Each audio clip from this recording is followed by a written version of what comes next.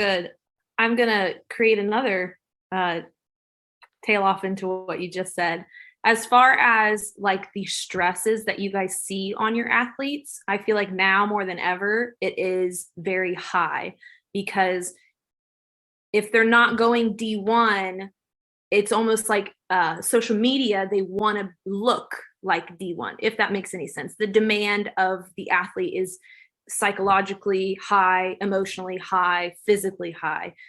You guys being in the atmosphere that you're at and in the role that you play in the athletes' lives, how do you see that either rising, and how have you implemented your own way of combating that and to help the athlete? That's a big question there. Social media is causing all kinds of problems. It's the kids are buying in what they see on social media without questioning anything. They take it as the word because they saw it on TikTok and they think that's the best thing out there.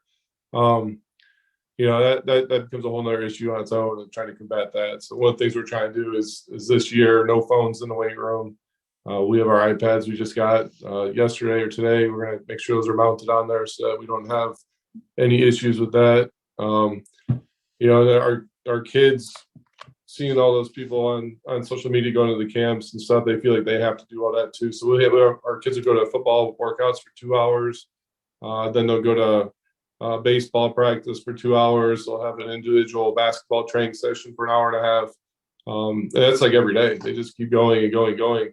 So it's more about recovery for some of those kids at this point. I hate summertime training because everybody thinks that summertime is where the big training happens. It's really we have probably it's probably 75% of what we normally do in the school year. We have so many kids doing so many different things: vacations, camps, multiple practices for different sports. It's just hard to manage it. So we just have to try to keep open communication with our kids. And they know me well enough. They trust me enough. They'll come up and say, "Hey, I have a camp this week because I'm going to be gone for 3 days. It's going to be 8-hour practices. What do you want me to do to modify the workout this week?" So they know I'll help them out with it, but they just got to have that open communication with me all the time. I think honestly that's the best part of being in this position is being a resource to come to in those times of stress, in those times of busy seasons. Especially in the summertime. You speak of travel, AAU, team workouts on top of, your extra sessions that you're doing with your extra trainers or whatnot. I think it's all good. And even as Mike talked about, I think even there's a lot of negative stuff too, but like I see a lot of good stuff online too. And when kids bring it in and I love that I can be a resource for them to ask about it. I love right now in the situation I'm in is that we're working our way into a lot of our Olympic lifts. So we're at a baseline with a lot of them. And, they'll come in and say, "Well, coach, like this looks really awesome. Like I want to do like a full power clean from the floor all the way." And to be able to explain to them where we're at and how we plan to progress into that, but let alone give them the steps of how it's supposed to be done and not just seen on TikTok. I found out that it helps the situation a lot.